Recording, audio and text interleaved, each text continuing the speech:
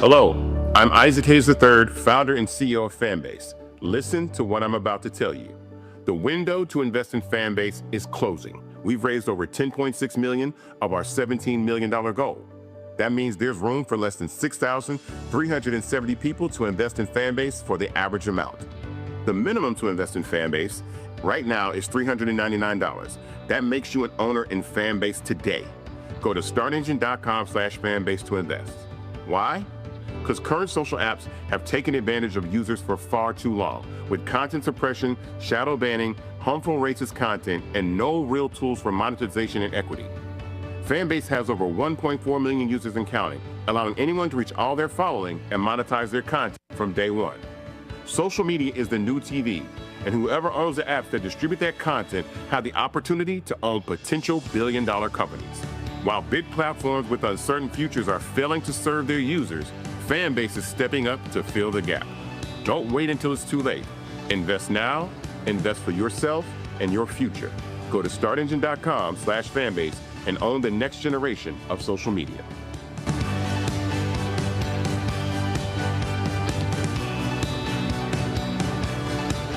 Folks, Black Star Network is here. Hold no punches. I'm real revolutionary right now. Support this man, Black Media. He makes sure that our stories are told. Thank you for being the voice of Black America, Roland. Stay black. I love y'all. All momentum we have now, we have to keep this going. The video looks phenomenal. See, this difference between Black Star Network and Black-owned media and something like CNN. You can't be Black-owned media and be scared. It's time to be smart. Bring your eyeballs home. You dig?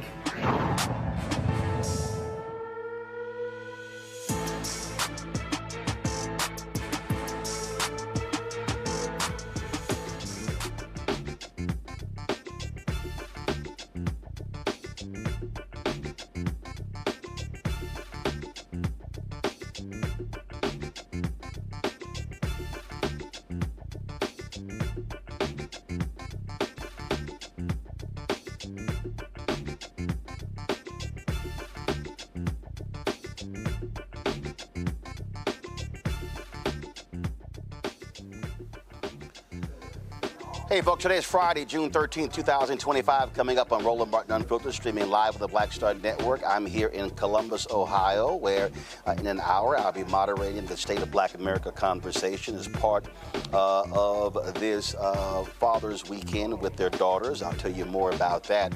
Coming up on the show, though, we'll be talking with Maryland Governor Wes Moore about Donald Trump's use of the military to serve his partisan purposes, and also this joke of a 250th celebration of the U.S. Army this weekend with a massive military parade. It's really nothing more than a birthday parade for him. Also, longtime Harlem Congressman Charlie Rangel was laid to rest today. We'll show you what took place at his funeral in New York City. And yesterday I was in Memphis speaking there, the 32nd annual Juneteenth Freedom Celebration. We'll show you that speech as well. Folks, it's time to bring the funk on Roland Martin Unfiltered on the Black Star Network. Let's go. He's got it.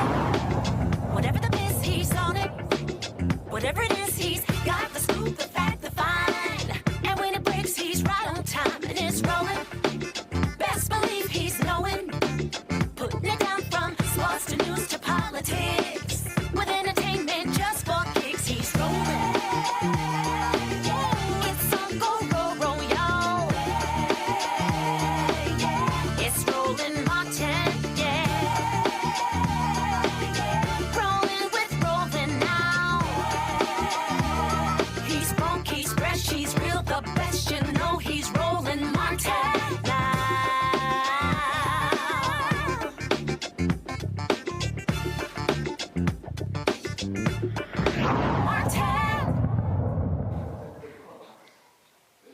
Folks, Roland Martin here at the First Church of God here in Columbus, Ohio. And so we're getting ready for this conversation, what is called the State of Black America. I'll be moderating that conversation. This, though, is one of the events taking place here on what is called Black Girl Dad Week. And so there are a number of events that have been taking place all week, taking place on this weekend as well. And so I participated in this event last year. And so looking forward to that conversation. We'll be carrying that discussion live right here on the Black Star Network. But first, I want to talk about what's happening in this country. You have all sort of craziness going on with the use of the military for partisan purposes. A federal judge has struck down Donald Trump's commandeering of the National Guard in California, ordering him to back off. That decision came down on yesterday. Now, of course, Trump administration appealed the decision, and so the appeals court has stayed the decision until they actually hear the case. But it is one of the things that people are talking about in terms of his use of the military for his purpose. Earlier this week, he spoke at Fort Bragg, a very partisan speech that he gave, and now we also know that the military base told Trump and his team they could not use a pop-up store selling MAGA gear, but they were overruled. This is absolutely outrageous. Joining us right now is Maryland Governor Wes Moore, of course, a veteran. He understands very well what U.S. Army rules and regulations are when it comes to these type of things. And Governor, glad to have you back on Roland Martin Unfiltered. Just as a let's not talk the capacity of a governor, but as somebody who served this country, it has to be offensive to you to watch how this man is using the military, and they're using the language of his troops, his army. That's not how presidents have often referred to members of the military. And I just believe that one of the most important jobs of the President of the United States is to serve as Commander-in-Chief. Right. It's one of the most important and frankly, one of the most sobering responsibilities for any president of the United States is that you are the commander-in-chief of the world's most powerful army and military. And there's a level of humility that needs to come with that I just think that this president does not absorb. He doesn't do humility. And frankly, watching him give a partisan speech in front of a unit, that was my old unit. When I was in Afghanistan, I served in Afghanistan with the 82nd Airborne Division. And to see the same paratroopers with the same patch that I wore on my shoulder, then standing there as props while he is giving a hyper-partisan speech, while he is blasting their former commander-in-chief, President Joe Biden, was just a deeply embarrassing moment in our nation. And, it just continues to highlight the lack of seriousness that I think that he is taking, not just this role of president, but frankly, the lack of seriousness in terms of the role of president of commander-in-chief. One of the things that the federal judge decided in California, that it was illegal with how he commandeered the National Guard. You are a governor. We know what the protocol is. Typically, in order to activate the National Guard, a governor makes a request. There's an actual law in this country that stipulates members of the military serving on the streets of America. And these folks do not even remotely care about the law or customs or things along those lines. Many people are suggesting that this is really his focus of trying to use the military to stop peaceful protesters across the board because of what took place in 2020 after the murder of George Floyd. Yeah. Well, yeah, and I think it's important for people to know and realize that there's nothing that I take more seriously than any of us as chief executives of our state take more seriously than the safety of our people. We believe in making sure that our people are safe, and we have multiple means and tools to be able to ensure that our people are safe in their communities, in their own homes, in their neighborhoods, in their own skin.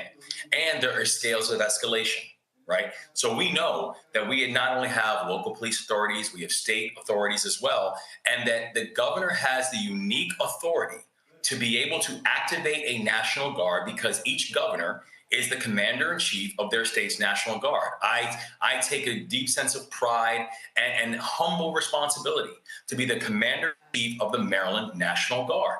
And so when I make decisions about when I'm activating the Guard, whether it is for a flooding event, whether it is for unrest, regardless of the reason, I am doing it in coordination with my local jurisdictions because they also have the best understanding on the ground of what is required, and then I can turn around and make the decision. What we saw here was a decision being made that completely usurped any type of input that came from the local authorities and the people on the ground. And so I have no problem with the idea that we have to make sure that people are safe, that we have to be a state that doesn't just guarantee rights, but also that follows the laws. I get that. But I also understand this, that the decisions on things like the escalation to a National Guard level are decisions that are made in coordination with my local jurisdictions. That did not happen. And then especially when you're talking about the activation of active duty Marines, asking them to do policing activities inside of communities, it's not just unprecedented. To your point that you made earlier, Roland, it's a violation. It's a violation of posse comitatus, and so of the law. And so once again, this is just seeing how the administration is continuing to try to use tools of intimidation. But I want to be very clear that in Maryland and in all those other places, like, I will not be intimidated, and we will not be intimidated. That we will make sure that our people are safe, but we'll also make sure that the laws are being followed.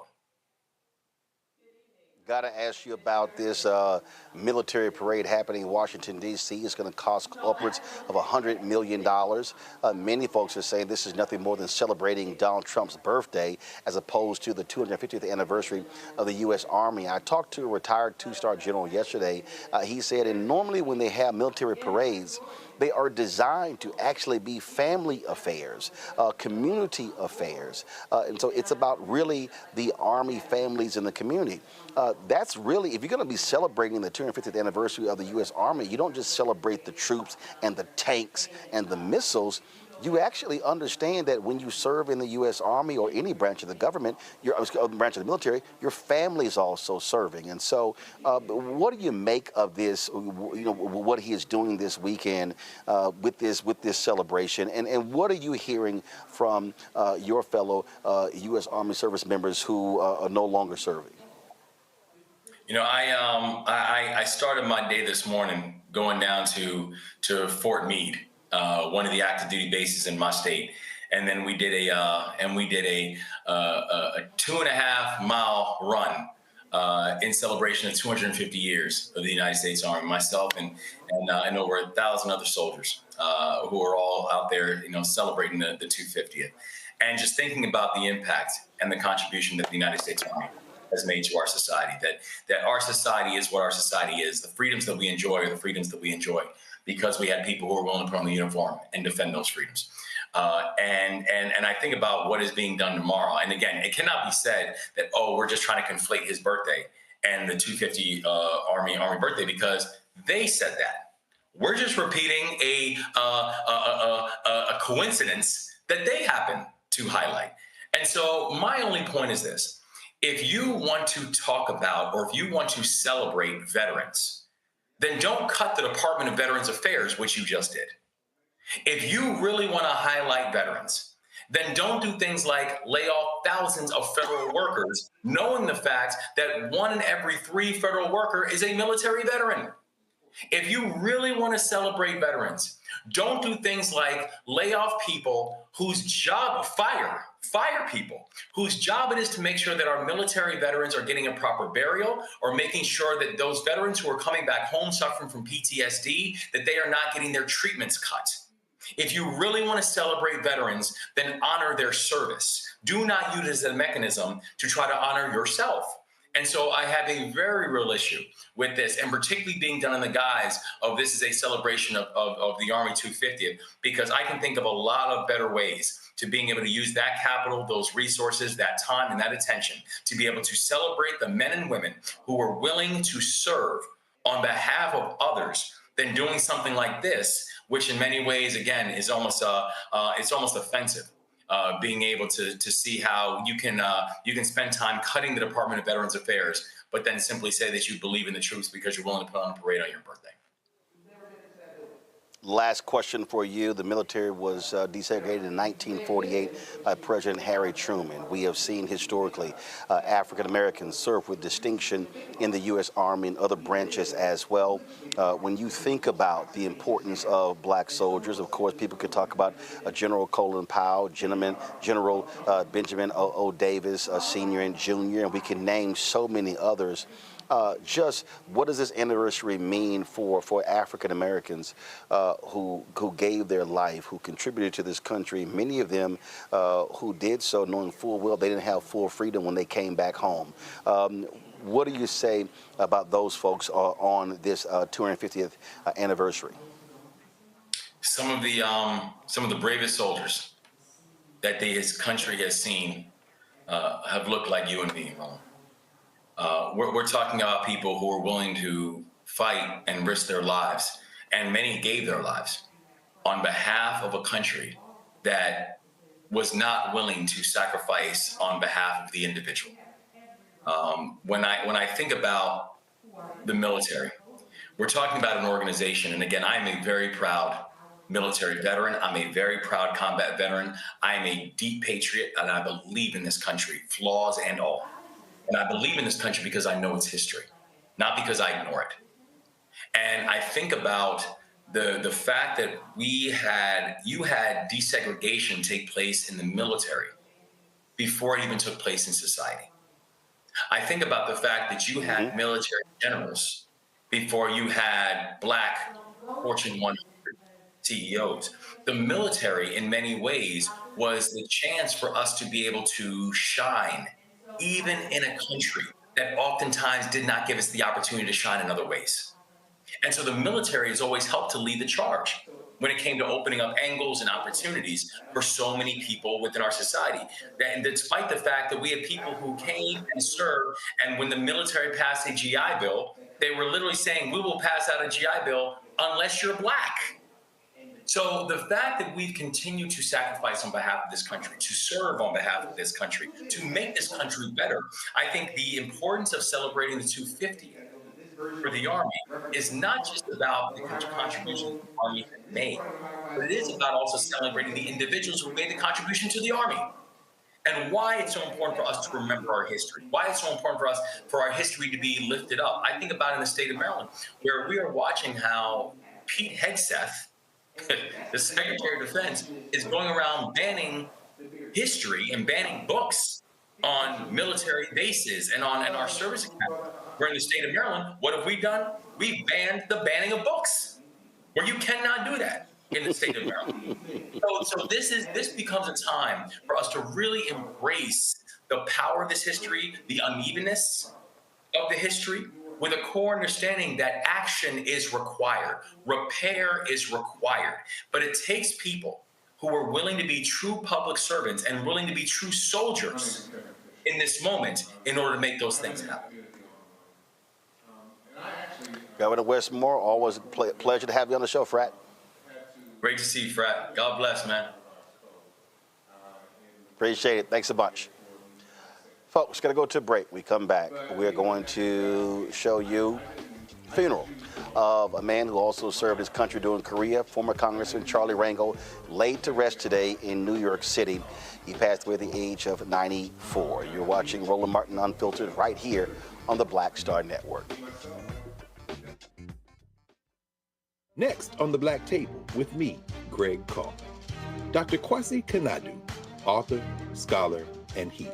He is one of the truly representative thinkers and activists of our generation. I had a dream, a particular night, and when I woke up, several ancestors came to me, and they came to me and said, "We really like what you're doing, but you have to do more." His writing provides a deep and unique dive into African history through the eyes of some of the interesting characters who have lived in it, including some in his own family.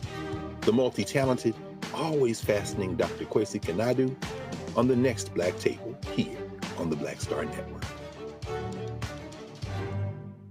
Hey, this is Motown recording artist Kim. You are watching Roland Martin Unfiltered.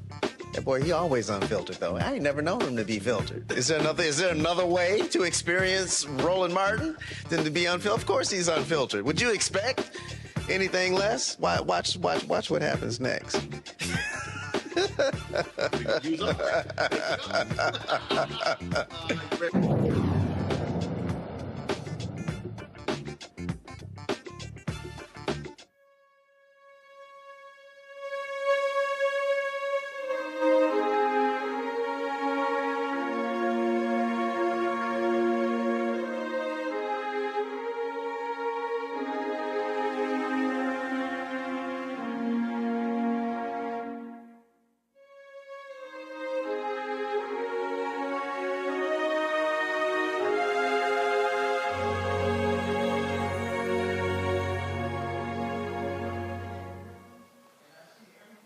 St. Patrick's Cathedral in New York City today was jam-packed with many luminaries, politicians and community activists and others as they celebrated the life and legacy of the late Congressman Charles Rangel. He passed away at the age of 94. Rangel served this country in Korea. He also, of course, was one of the top members of Congress, known all over the world for that raspy voice. He replaced Adam Clayton Powell in Congress and served with distinction for more than 30 years. Rangel was celebrated and feted by so many today. There were numerous celebrations. He was a member of many organizations, including my beloved Alpha Phi Alpha Fraternity Incorporated, where there was an Omega service for him as well. And among the people who spoke at his funeral, Democratic leader Hakeem Jeffries from Brooklyn, also, of course, President Bill Clinton. Here is some of the speakers today at the funeral, Congressman Charles Rangel. It's with a heavy heart that we gather here today, and that on behalf of the House, I offer our deepest condolences on the passing, Stephen and Alicia and the grandsons of your father, your grandfather, to the Rangel family of this great patriarch and this great leader. We mourn his loss, but of course we are also here to celebrate the life of Charles B. Rangel, a great American patriot. Now, Charlie Rangel loved the House of Representatives, and the House of Representatives, all of us, we love him, which is why there are more than 20 members, past and present, of the House who are here today, including Speaker Emerita Nancy D'Alessandro Pelosi. I would ask the House delegation if they could all stand. And I'm thankful.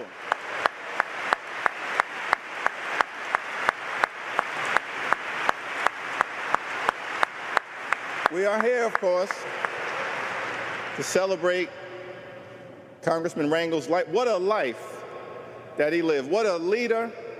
What a legacy.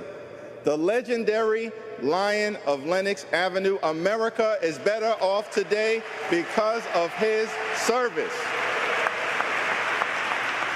Now, a lot can be said about Charlie Rangel, but let me just briefly make clear one or two things. Charlie Rangel was a good man, a family man, a well-educated man, a well-dressed man, an alpha man, an army man, a community man, a courageous man, a compassionate man, a heroic man, a humorous man, a hardworking man, and above all else, Charlie Rangel was a Harlem man.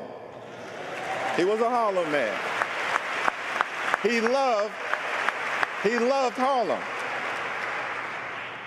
In fact, I came to understand in my conversations with the great Charlie Rangel that in his heart of hearts, Charlie Rangel took the position that the H in heaven stood for Harlem. We're thankful for his life, his legacy, his leadership. I'm personally thankful. All of us in Congress are thankful for his advice, his guidance, and his mentorship.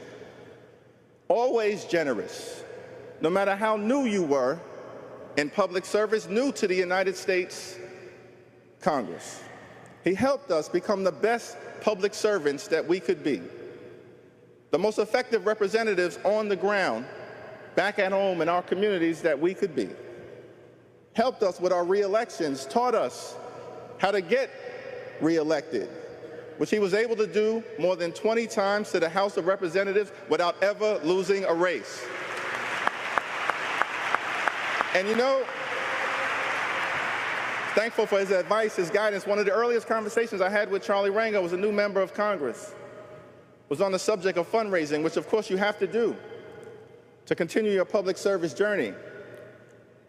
And it was a conversation related to his annual birthday event, an event that he would hold each and every August at Tavern on the Green. A who's who of people would show up.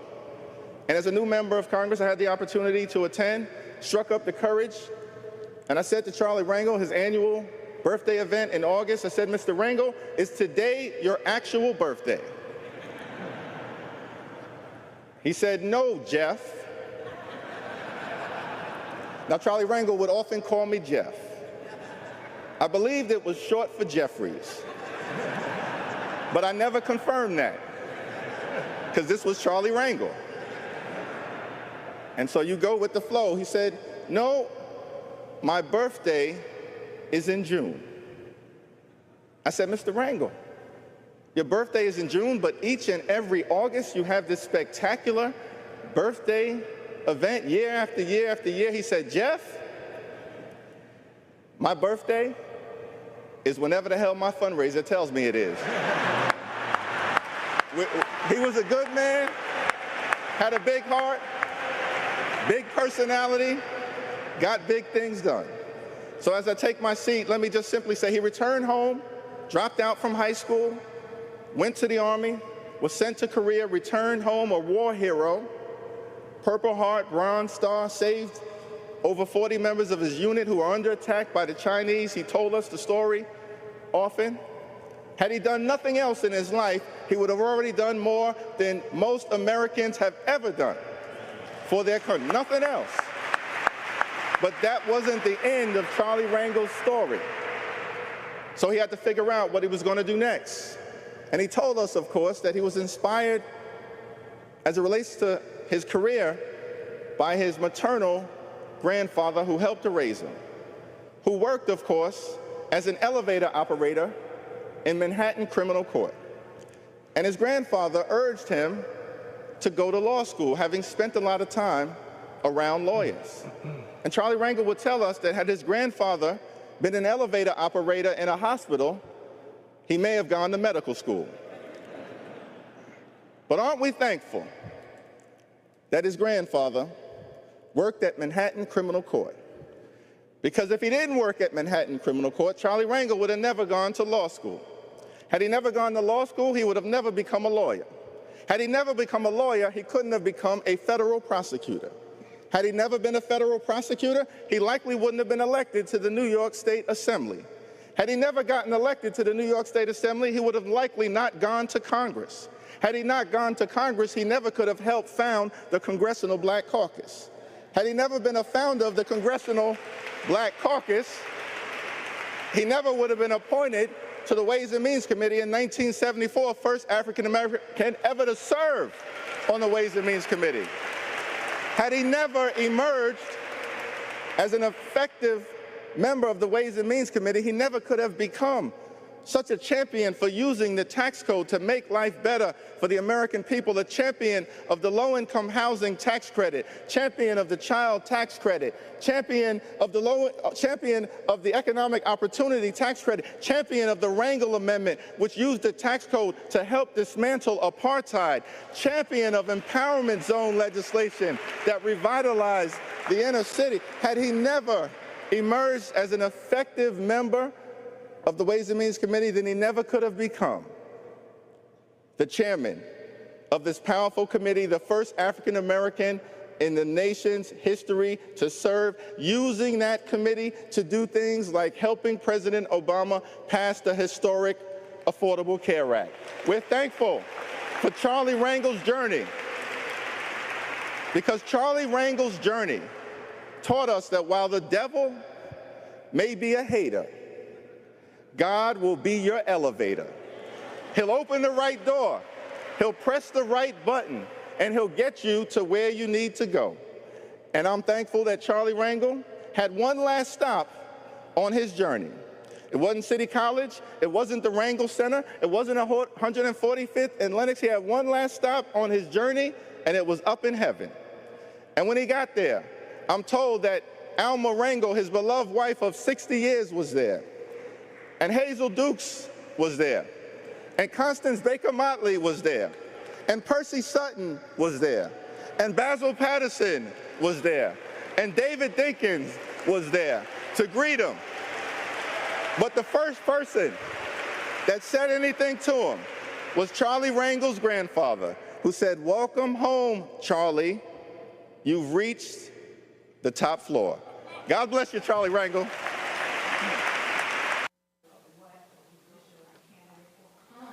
Although Congressman Charlie Rangel was an institution in the House, he, of course, was from New York. That means working closely on the Senate side. And so one of these speakers at his funeral today was Democratic leader in the Senate, the minority leader, Chuck Schumer. Whenever you lose a loved one, someone as dear as Charlie is to all of us, someone who's been part of our lives for so long, you never know what quality of theirs will stand out as you look back. I am speaking of that special quality in someone that spontaneously just comes to you over and over again as you look back and miss them. For me, with Charlie, it was his voice. You remember that voice? I think of Charlie and I hear it echoing around in my head and in my heart. The voice comes to me. No one, I mean no one, sounded like Charlie sounded. The voice had an instrumental quality to it. It was alternatively raspy and resonant. It whispered. It wailed. He went high, he went low. The voice, like Charlie, had so much range. And Charlie played that voice like another Charlie. Charlie Parker played the sax. He was a master, sometimes playing a sweet melody, sometimes playing a unique, witty, and genius improvisation. That voice was a gift from God. But as we all know from the parable of the talents Jesus taught us, about the three men who were given different amounts of money by their master and told to use it as they felt best, it's not about the amount of value of the gifts you're given. Rather, it is about what you do with the gifts you have been given. And from the streets of Harlem, to the halls of Congress, to the West Wing of the White House, Charlie used that unique voice of his to speak for others. As Harlem rappers Eric B. and Rakim would say, Charlie was the invincible microphone fiend, a smooth operator operating correctly.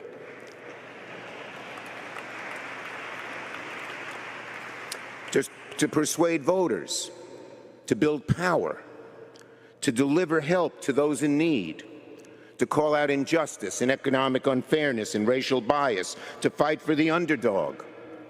That even included me. Charlie endorsed me for the Senate.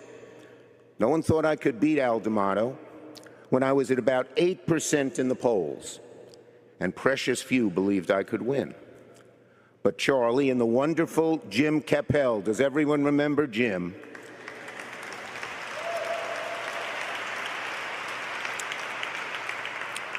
Went all in for me and played a massive role in turning things around and paving a path to victory. When Charlie endorsed me, he told me in typical fashion, "I'm with you till I'm not." But he was always with me, not only when I got to the Senate, but throughout our career. The Chuck and Charlie show was always moving forward. I'll never stop thanking Charlie for all of that. From the lofty platform he achieved via his talent and hard work, Charlie used that voice to make policy that reflected those biblical values he learned as an altar boy at St. Aloysius, to clothe and feed the poor by robustly funding SNAP. And we're fighting to keep SNAP. We're not going to let those sons of guns take it away from us. To house the needy. When everyone else on the Ways and Means Committee would ask for little goodies for themselves, the only thing Charlie ever asked for was increase the low-income housing tax credit, and millions of people are living in decent housing because of what Charlie did. To care for the sick with better access to health care, including passage of the Affordable Care Act. And together we fought to get equitable Medicaid for Puerto Rico, to visit the imprisoned and help them get back to the community when he passed the Second Chance Act. Or better yet, to pass laws that fund education and job training and create empowerment zones to make it less likely people go to prison in the first place. Yes, Charlie used that wonderful, amazing, sonorous voice for others. He used it in all too human a way as well, to make us laugh.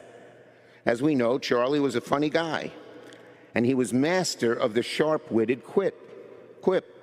Above all, he used his voice to care for those he loved. The main eulogy was delivered by former President Bill Clinton, of course, who served 8 years, and it was when Republicans did not want Bill Clinton to open his office in Manhattan, saying it cost too much money. He then chose to take his office to Harlem, and who was there to greet him with open arms? It was Congressman Charles Rangel. The president talked about that in his eulogy. I would like to thank Charlie's grandchildren, Stephen and Alicia, and the entire family here today, first for asking me to say a few words about my friend, my steadfast ally, and as has been said, one of the most effective members ever to serve in the Congress. But second, for supporting him in his long career. I thank the members of his district who let him come to Washington 23 times, and for giving him the space and support not just to faithfully serve Harlem, but to serve the rest of the nation and people all around the world. Not every district will do that. And the people who sent him there deserve thanks for the life he lived.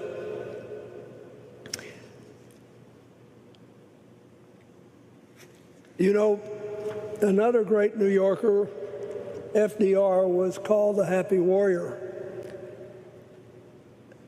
Really, he called another great New Yorker, Governor Al Smith, a happy warrior in his speech. But I don't think I ever knew a happier warrior than Charlie Rangel. And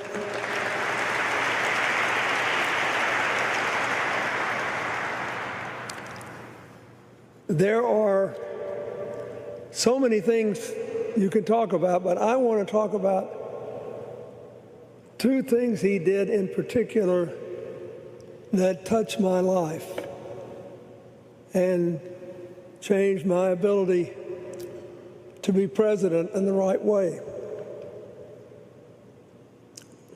First, when we were working on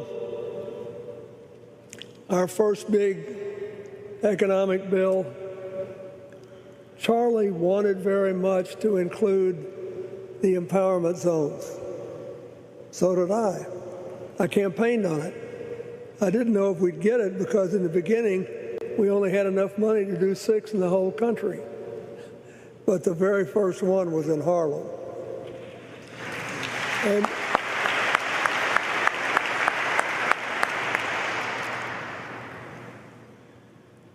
so I signed the bill, and we went to work. And what happened? In just 8 years, unemployment in Harlem went from above 20% to 8%. Thank you, Charlie Rangel. And in so doing, we proved it would work everywhere. If you just gave people the incentive to look at poor neighborhoods and poor people as opportunities and equal citizens, you could get unbelievable results. Now, second thing I want to say is he also was a major sponsor of the Africa Growth and Opportunities Act. As we see every day, a lot of people don't seem to know much about Africa or care very much about it,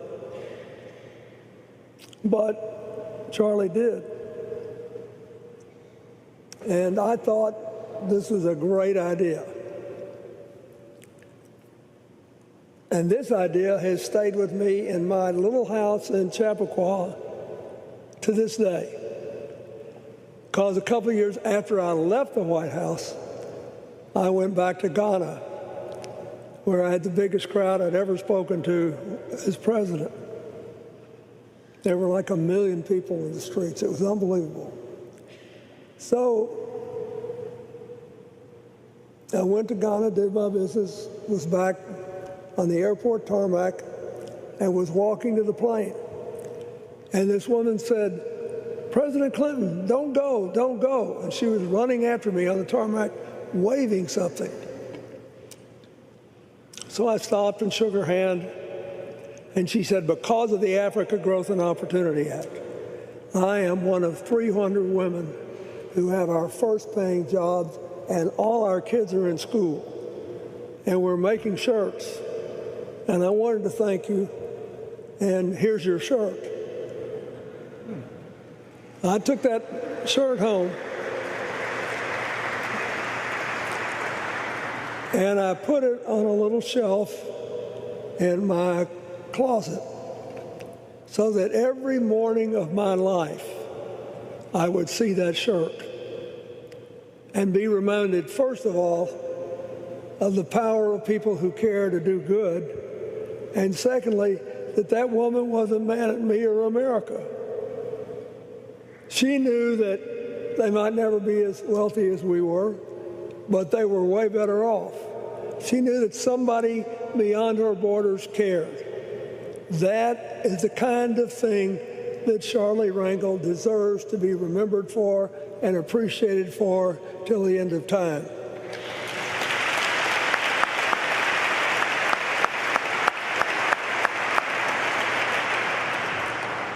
The other thing I want to say is, if he was your friend, you never had to look over your shoulder. So when Hillary was elected senator, after Senator Moynihan retired, the first person who called her and asked her to run was Charlie Rangel. And once he settled on that, he never stopped caring for her and working for her and standing with her.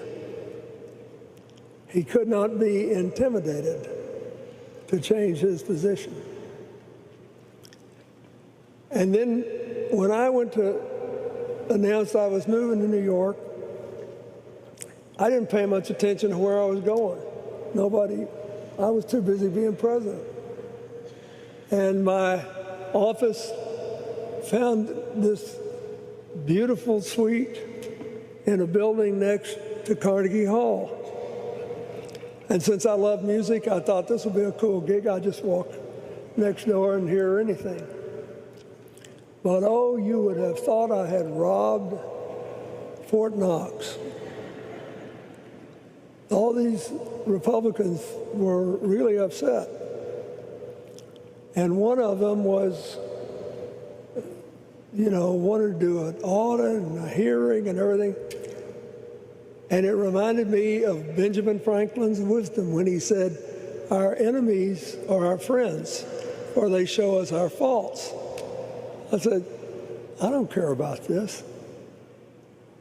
And I remember I was laying on the bed in the middle of the day in Miami, having gone there for a speech, feeling sort of sorry for myself. And I picked up the phone and called Charlie, and I said, "Can you get me an office in Harlem?" And he said, "Not before tomorrow morning." And that's what happened. And I know a thing or two about what he had to do to open this opportunity. But all of a sudden, I had an office on the top floor of 55 West 125th Street, and it is still there. So I never will forget that. And Charlie was there when we opened it, and Cicely Tyson was the MC, and we sang Stand By Me. Charlie Rangel stood by every single solitary person he ever tried to help. Nancy Pelosi didn't have to worry about him when the vote counting came. Hillary didn't have to worry about him when she ventured out into national politics. And I never gave it a second thought. Well, we disagreed some. And one disagreement we had, I was right and he was right. We were both right. It just depended on who was president. When I was president, it looked like a good idea what I did. When I wasn't, and the members of the other party was president, it looked like Charlie was right.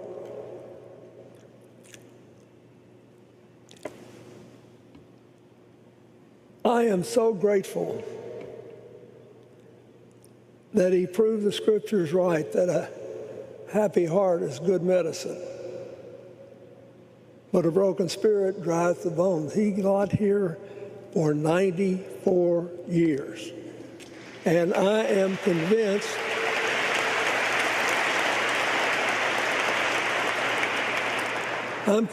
it's because of his happy heart. I am grateful for him.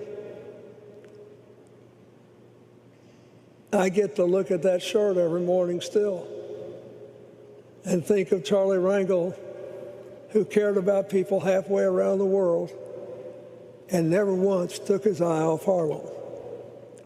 That is the great trick of all public service in a democracy. Now there are people saying literally, democracy can't survive. AI is going to make it irrelevant. Something's going to happen. It's going to be awful. And we see it stressed today in many ways. I ask all of you never to forget the smile on his face, the spring in his step, the steel in his spine, and fight on for the world he loved and the country he believed in. Thank you.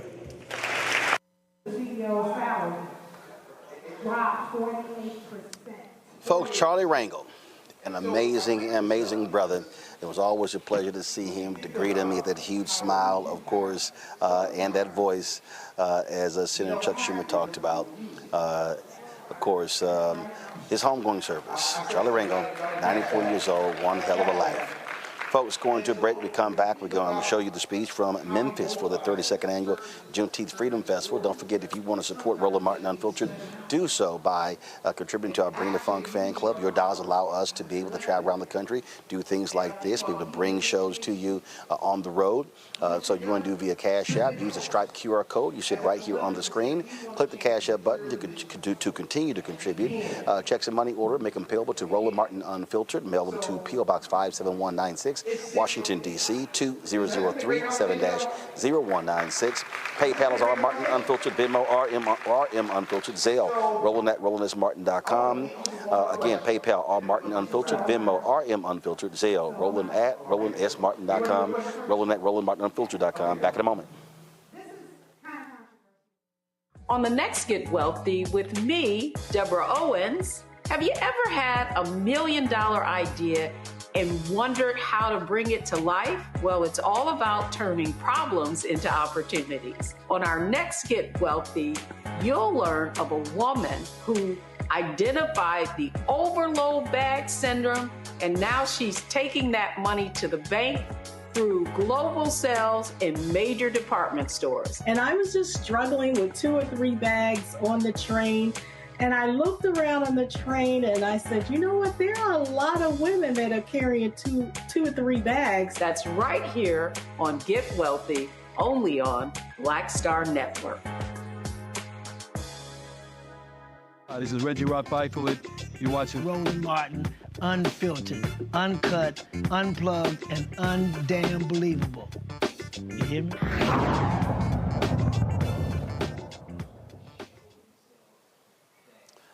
All right, folks, yesterday I was in Memphis for the 32nd annual Juneteenth Freedom Celebration. I had an opportunity to deliver the keynote speech there. So here's what we're going to do. We're going to show you some of that speech. We'll make sure you all love it. Then I'm going to reset. We're going to get ready for the State of Black America panel here. There will be live streaming right here on the Black Star Network as well. So I'm here in Columbus today, but this is my speech yesterday in Memphis. Thank you so much. Glad to see everyone here, and glad to be back in Memphis. I've been here numerous times, and so glad to see all of you. For 6 or 7 years straight, I did Reverend Whalem's Men's Month, and so it was always good to see him and see members of Olivet, but also to say what needs to be said. Let me also thank the folks who have supported the work that I've done over the years, but especially the last 6.5 years. When TV One canceled News One Now in December 2017, there were a lot of people who were upset, who were angry at that, but I wasn't.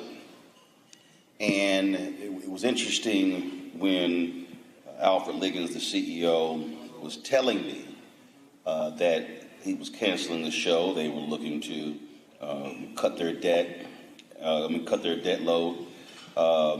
Literally, as he was talking, I was already planning because I understood where our industry was going. There were people, and in fact, at the time, I was talking to some folks at YouTube, and they were funding various projects, and they literally said that black news simply would not work. There were black folks who told me the exact same thing, but I knew that they were actually wrong. And so we went about the business doing what we do and doing the work and focusing on that and building it ground up. And in 6.5 years, we went from 157,000 subscribers on our YouTube channels to 1.8 million. We have grown tremendously, going from 1 show to 5 shows. But if you want to understand what happens when you just put in the work and you do the work and you don't worry about the naysayers, when I met with the same YouTube folks in August, they told me that when they grouped all of the different, what they call progressive shows, and I'll make it clear, our show, we're not progressive, we're not conservative, we're not Democrat, we're not Republican, we're black. And so, where we center African Americans, which is not the case in most places. And what they said is when they grouped us in all of the progressive channels, all of them channels that are much larger than us, folks that have 3, 4, 5, 6 million followers, that we were number 1 in terms of watch time per viewer, meaning folk watched our content longer than all of those other shows. And then on March 4th this year, when the twice impeached, criminally convicted felon con man in chief gave a speech to Congress, we decided to do what we call the State of Our Union. And I sent a text message out, 6 or 8 people, and I actually forgot who I sent it to. And the text message I sent out said, hey, we're doing this coverage. Let's not give our black eyeballs to these other networks. Let's watch it here. And I said, let's have 100,000 folks watching. Now, up until that point, the most people that we had watching our show live at any time was the day the Tyree Nichols video was released. We were at 8,000 folks that day when 7 p.m. hit, when the video was released, 7 p.m. Eastern. In 15 minutes, went from 8,000 to 29,000. So that was the mark. So in my mind, I said, I threw it out there, but if it's 40, 50, I'm fine.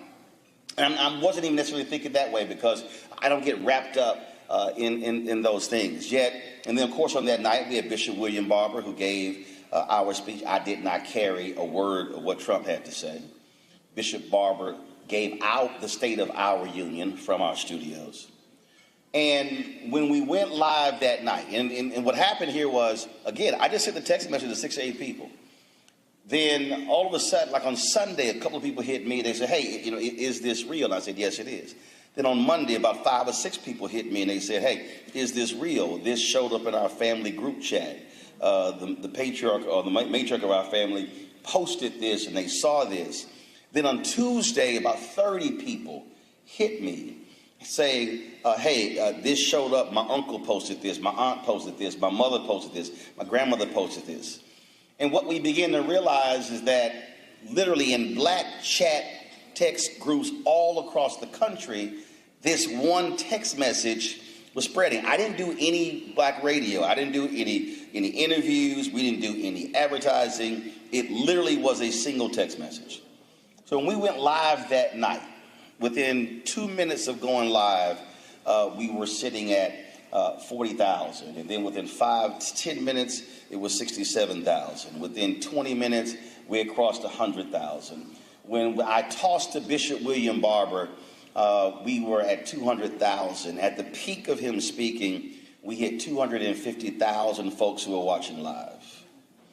When they came back and put it all together, out of all of the media outlets in America, out of everybody that was covering the speech that night, out of all of these channels on YouTube, we're talking about media companies, Time and Newsweek and NBC and ABC and CBS, all of these major companies, on that night, our channel was number 5 out of everybody in the world that was covering that speech.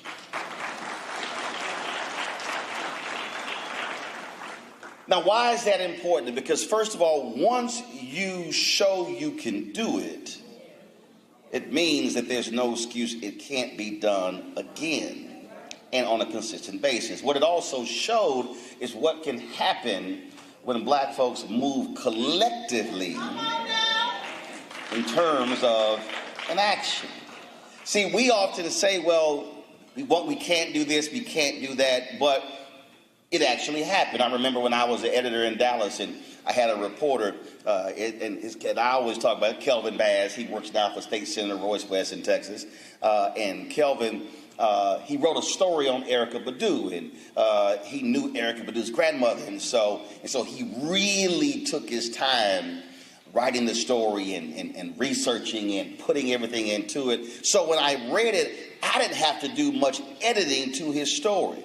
Now, the following week, after it ran on the front page, he turned in a story, and I said, Kelvin, come over here. And he came over, I said, what the hell is this? He's like, what do you mean? I said, this story sucks. So then I proceeded to cuss him out. I said, because, see, you messed up. He's like, what do you mean I messed up? I said, see, you messed up because you showed me last week what you can do when you give a damn.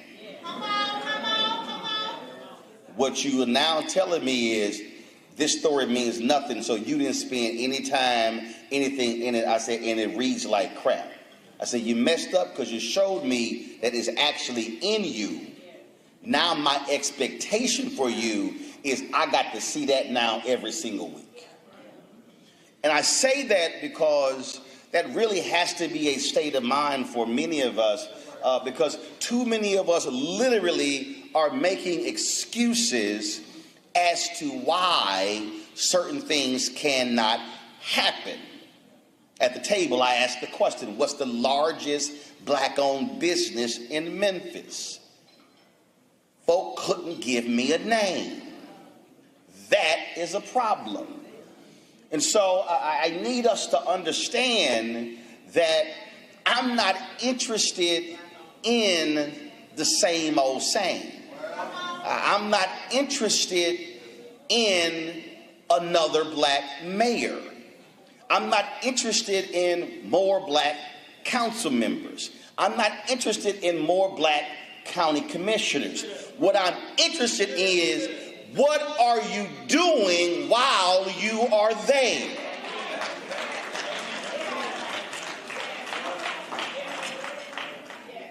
So allow me to church-going folk are familiar with the phrase, allow me to tag this text. So just in case you don't remember anything and I got to give you a title that people ask you, well, what did he talk about when he came to the 32nd annual Juneteenth celebration? You can give him this here. I'm not satisfied. I'm not satisfied. This holiday for me is a lot more personal than it is for other people.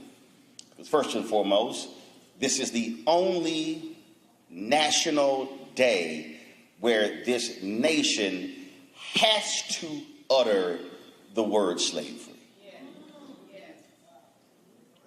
See, a lot of folk have made fun of black folks in Texas because, oh, y'all got the word too late, as if there was Instagram, TikTok, Snapchat in 1863.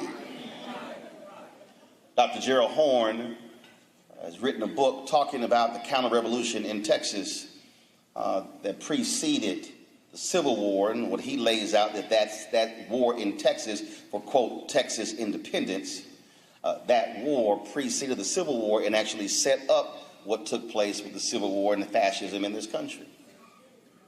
And he talked about how the story was told when General Granger came to the shores of Galveston, Texas, to give the word to the people who were enslaved of African descent in Texas that they were now free. But the problem with that is like the problem with so much of American history. It literally is white his story. What Horne's research showed, there were thousands of black troops that accompanied General Granger. It showed that there were people in Texas who defied the law, the Emancipation Proclamation that was actually given. We also know that that's the case because same President Andrew Jackson ignored the Supreme Court ruling, which literally led to the Trail of Tears, which was a part of the elimination of Native Americans. So don't be mistaken. There is historical precedence in this country of presidents or people who occupy the Oval Office ignoring Supreme Court rulings. Now understand, when the Emancipation Proclamation was then issued and then folks in Texas found out, really what happened was they were actually being kidnapped and held captive because the folks in Texas knew about the Emancipation Proclamation, but they chose not to abide by it. So it wasn't that the black folks there found out late. They were being held captive by their I call them prisoners. That's what I call them. They were actually prisoners of these racist folks. Because, see, you have to understand that Texas independence was all about slavery. Just a couple of weeks ago, I came home and my wife was watching the History Channel, and they had this 4-part docuseries on the frontiersmen. And in this docuseries, it is talking about how all of these individuals, how they settled America and they settled the West, and what happened when the likes of Davy Crockett, who was an American hero, and others, when they went to Texas, and then there was this battle over land. And I'm watching the docuseries, and all I'm hearing them say in the docuseries, and Leonardo DiCaprio was one of the executive producers of it, amongst many other names, and they kept saying they were fighting for Texas independence, but they never were defining exactly what that Texas independence was, because really what they were fighting against was that you had a Mexican president of African descent that abolished slavery in Mexico, and Mexico was a border state with Texas. They controlled Texas. It was a border state with the United States, and so the white settlers in Texas did not want to have slavery in. So then what we have, again, white history, white his story, and again, I grew up in Texas. Every Texan is required in the 7th grade to take a Texas history class. The book is literally that thick. It is a bullshit book.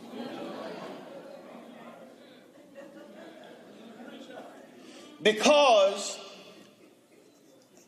They have created the myth of remember the Alamo. But nobody asked, well, why should we remember the Alamo? Because the fight at the Alamo, where Davy Crockett and others were killed, the Alamo was a battle over slavery.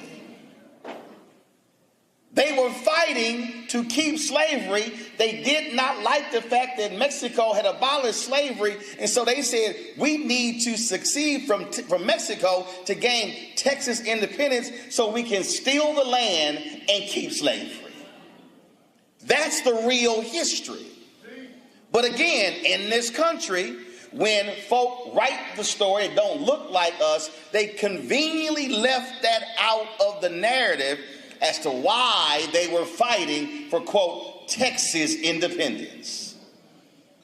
And so then you get to the point where we get the word, and you then begin to have this annual celebration of Juneteenth.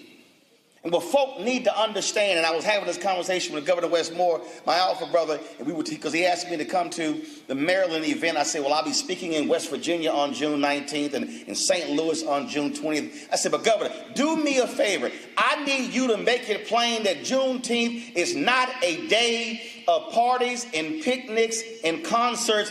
It is a day where the people, the freed folk of African descent in Texas, always said it is a day for not some freedom, not partial freedom, but complete freedom. It was freedom to vote. It was freedom to live. It was freedom to have housing. It was freedom to have jobs. It was freedom to own businesses. It was freedom to be able to walk into stores and not be followed. It was freedom not to have your women raped and pillaged by other folk. It was freedom to have your kids educated. That's what it's about.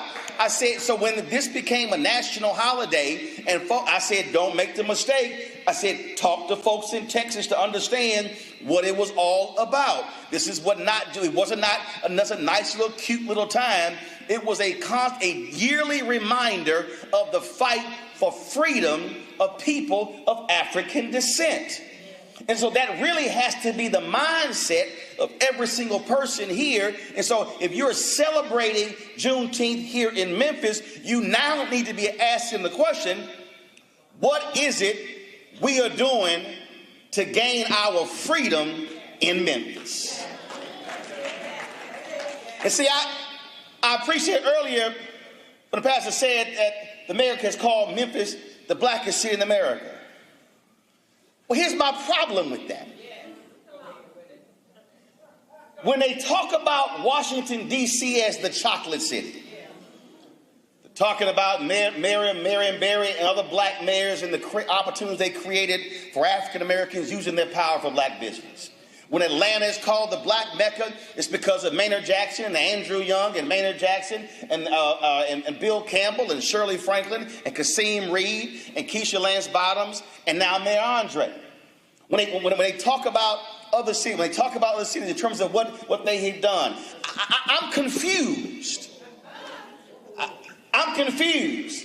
How can this city be the place where Reverend Dr. Martin Luther King was killed, and he often talked about the issue of economic freedom in the speech that he gave on April 3rd, 1968. That was an economic blueprint where he literally said in that sermon at Mason Temple that we need to pull our resources. He at one point said, Jesse, what do you call it? Redistribute the pain. In that same sermon, he said the companies that should be boycotted, if folk are not doing business with us, we don't do business with them. Well, Memphis, I need y'all to explain to me how in the hell you are 62% of this city and you are in the condition that you are in.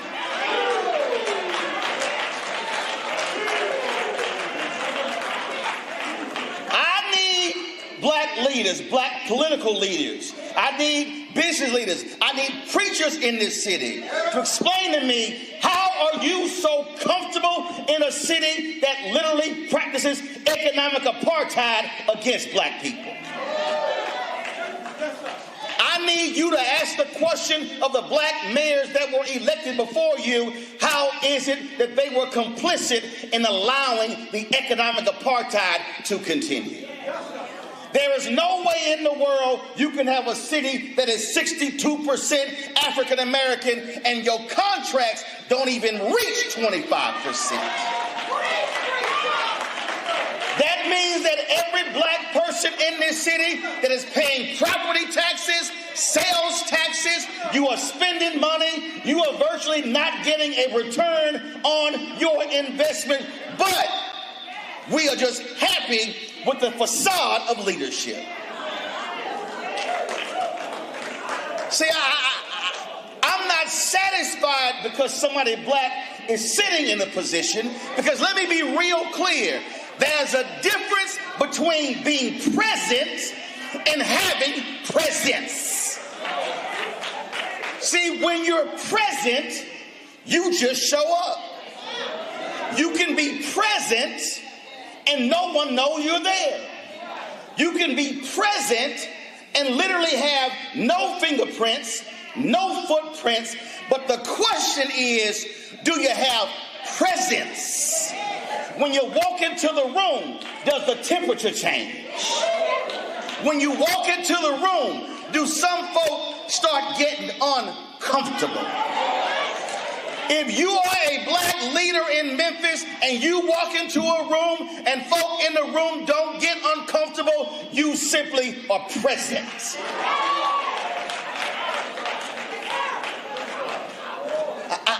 I'm not interested in the performative. This is a question of results. And let me be real clear.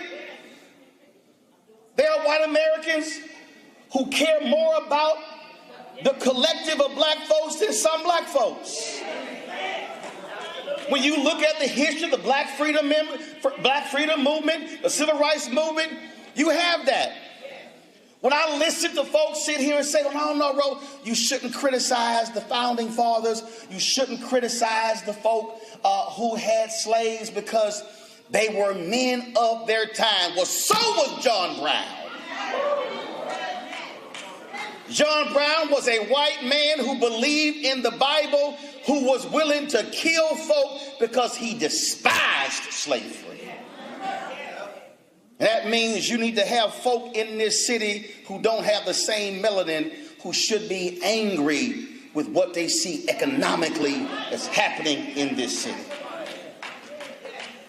Every single year, we commemorate the assassination of Dr. King minus an economic conversation.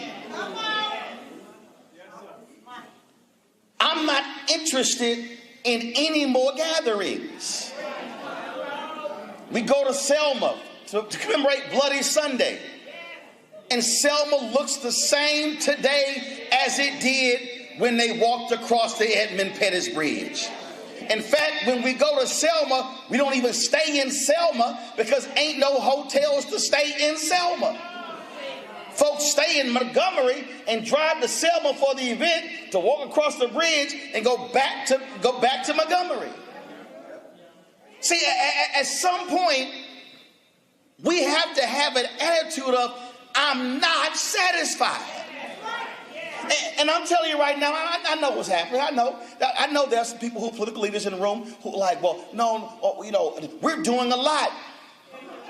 I can't accept that. Because I need to see the fruits of your labor. I need to understand right now how black Memphis is not having a daily march against Elon Musk turbines in this city. See, I don't want to hear all that, we the blackest city in the country. Well, damn it, show it. Because if anybody understands the history of black people, it has been one of agitation, of protest, of demanding for change, not being comfortable, not being willing to accept the status quo. See, when we begin to accept the status quo, Then we begin to say, well, no, everything is good. We great. It's all fine. So we really shouldn't say nothing, do nothing. We don't want to upset the balance. We don't want to make folk upset. No, we shouldn't do that because, the mayor's black, so we don't want to do that whole thing. I saw that with Obama. There were black people I remember being a part of a conversation. I mean, it probably was at least 30 degrees at the table. And they were like, well, no, Ro, we can't be doing that because, if we ask for a lot of stuff, white people are not going to vote for him in the second term, so we can't ask for nothing because we got to wait till the second term. And then when the second term was like, well, we really can't ask for that. I said, no, I'm confused. Because, and I said this all the time, I said, black people were the only ones who stayed at the inauguration parade. Everybody else left. We were so happy and excited to look up, oh, we just got a black first family. Oh. But everybody forgot he was the 44th. How in the hell did we put pressure on the previous 43, but we said, no, we ain't going to do nothing with the 44th because he's the first, no, he's the first black, but he's the 44th. So I can praise being the first black, but damn it, I can ask for some stuff for the 44th. And that literally is the posture that we often take. We have folk in this, and let's just be, see, again, I ain't interested in dancing around stuff. Because let me be real clear. My mama, be 78 in November. It was 8 kids in her family. The 8 kids had 39 kids. The 39 kids had 70 plus grandkids. No, they had 39 kids, which is my grandparents' grandkids. The 39 kids had like 70 kids. The 72 had more like 120. Every Sunday, my grandparents' house, for 15 years till my grandfather died, we were there every single Sunday, all of us together in that 1,500 square foot house. I never slept at a non-family member's house till I got to college because I had family. I didn't have room for friends. So let me be real clear to everybody in the room. I don't need no new friends. I come from a large family. So I don't have to sit here and play nice with folk. The network I have, I own. The only person on my hierarchy, on my flow chart, there's God, then me. There's nobody above me. So you can't call nobody. You can't text nobody. You can't even call my wife because she's like, I can't tell them what to do, so I'm going to let y'all know. So with that said, it is stunning to me, and I see this all the time. And I've been following lectures. I am confused. How in the hell you got races with 5, 6, 7, 8, 9, 10 black folk running? When if 10 run, 8 of them know they ain't got no shot whatsoever. And then when you lose, now you mad. When Tashara Jones ran for mayor in St. Louis, the reason she didn't get elected the previous time is because there were 2 or 3 black male candidates who ran because they didn't want the sister to win. But if you ask those same black men running, who likely are running their operations, is sisters. It literally is the dumbest thing in the world. See, if you don't understand how to amass power, then you don't know how to use power. That means sometimes y'all got to have the courage to tell people, I need to sit your ass down. You don't need to run. See, I told you, I'm not here to mince words. That's a problem for me. Atlanta is what it is because Maynard, Young, Maynard, Bill Campbell, Shirley Franklin, Kasim Reed, Keisha Lance Bobbitt, Andre. That's why Atlanta is what it is. Because they have had consistent black leadership that has leveraged political power, economic power, to create opportunities that go beyond the city of Atlanta. So I need you to now answer the question. If we talk about, historically, what Washington, D.C. has done for African American economic empowerment, and what Atlanta has done, and what Houston has done, and what Chicago has done, even though Chicago now for the first time had back-to-back black mayors. So Chicago in its history has only had 3 black mayors. Houston in its history has only had 2 black mayors. You've had 5, 3 elected. So I need to now ask you the question, how is it when we talk about black elected leadership in all these other cities and what came out as a result of them being elected, you now should be asking the question, why is Memphis never mentioned? So if Memphis is never mentioned in terms of outcomes for black folk, that means the folks that you have had elected did not deliver. Results are results. I'm just trying to tell y'all. I deal with this every single day. When we talk about, right now, we talk about what happened in the 70s and 80s. We talk about Hatcher and Gary, Indiana, Stokes in Cleveland, Jackson in Atlanta, Coleman Young in Detroit, Maynard Jackson in Atlanta, and how they use that power when Maynard Jackson said tumbleweeds will be going down these runways before I allow this airport to be expanded without black participation. Maynard Jackson told the banks in Atlanta, y'all got to add black board members. They said, ain't no black folks we can find. He said, Mr. City Treasurer, come into my office. Take our money out they banks. Oh, hold on, what you doing? He said, no. You're not going to have city money in your banks, but you can't find black folks to be on your boards. When he became mayor, African Americans were getting 0.0012% of all city contracts. Not 1%, not 0.5%, not 0.25, not 0.10, 0.0012. See, this is America, y'all. If you ain't having a money conversation, you are not having an American conversation. If you want to understand America, just go to Washington, D.C. If you stand in front of the White House and you look at the White House represents power. If you look to the left, you see another building that's on the same land as the White House. That's the Department of Treasury. The White House is power, Treasury is money. Treasury is money, the White House is power. Those two things go together.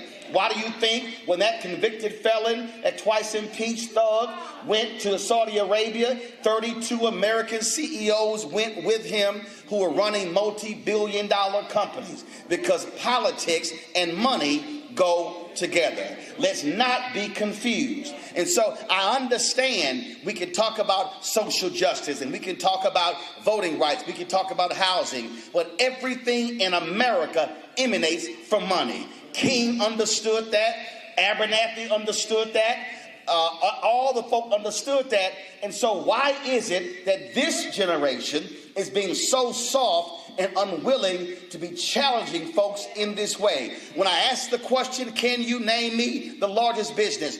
Folk couldn't name it. There's no reason in the world there is not a major black-owned construction company in this city,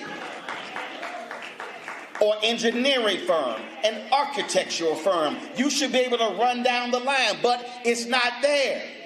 You should be asking yourself, that's a problem. Because if you're not incubating and growing and building capacity of black businesses, then you're not creating opportunities for the next generation. And so then when folk run, they are running on an agenda of how can I lower crime? Do understand this, and John Hope Bryant talks about it all the time. You ain't never seen a riot in a neighborhood with a credit score of 700 or higher. If you show me, if I lay out a map of Memphis right now, and if you see the lowest crime areas in Memphis, I guarantee you that correlates with money. So if we ain't having a money conversation, then we're not having a conversation. And so if we're going to talk about Juneteenth in 2025, there has to be a group of radicals in this room, in this city, who are willing to challenge school districts, city council leaders, county leaders, state leaders, in order to change what is happening in this city. You should be unleashing protesters on their asses every single day. And that means groups showing up in power. I'm a life member of Alpha Phi Alpha Fraternity Incorporated. I need to understand how is it that you got alphas and deltas and AKAs and zetas and links and Prince Hall Mason and Eastern Star and all these groups. I want to know when the last time has your organization showed up in mass presenting an agenda at the city council meeting. Imagine if all of a sudden 2 and 3 and 4 and 500 women in pink and green roll up to the city council meeting saying, here's our agenda for Memphis. Imagine if red and white folk, women in red and white, or brothers in black and gold go to a Shelby County Commissioners meeting saying, here is our agenda. And let's be clear, if you don't enact it, we're going to make sure that somebody is put in here who actually can enact it. I'm sick and tired of pastors getting together, slapping each other on their back, reciting scripture, but not putting the same scripture into place. If Jesus had the audacity to turn over some tables, when was the last table you turned over? Gatherings like this are not about eating an unseasoned piece of chicken. Gatherings like this are supposed to be recommitment efforts for you to be focused on the agenda of freedom and liberation of our people. If you came here to take some selfies, to eat a dinner, and then go back and say, I checked off this event of the Negro event I went to for the month of June, then you're wasting your time. If you come back to this room next year for the 33rd event and the city looks the same way it did this year, you've wasted your time. Your job over the next 364 days is to change the look and the feel and the condition of this city, and the people are waiting for you to show up. So if you're in this room calling yourself a black leader, well, damn it, act like a black leader. Walk like a black leader. Talk like a black leader. Be willing to fight. And if you are a white ally, whether you are male or female, you do the exact same thing. But you need to understand this is going to require folk having the guts and the tenacity and a revolutionary mind and a radical agenda to be able to say we're not satisfied with what's going on. You got to be willing to fight. You got to be willing to challenge. You got to be willing to make some of your friends and frat brothers and sorority sisters and church members uncomfortable. I don't care if they look like you. They need to be pushed and prodded and forced to change. This is a generation that's got to learn how to fight for something. And in the words of my frat brother Burton of Woodson Tandy, we will fight until hell freezes over, and then we will fight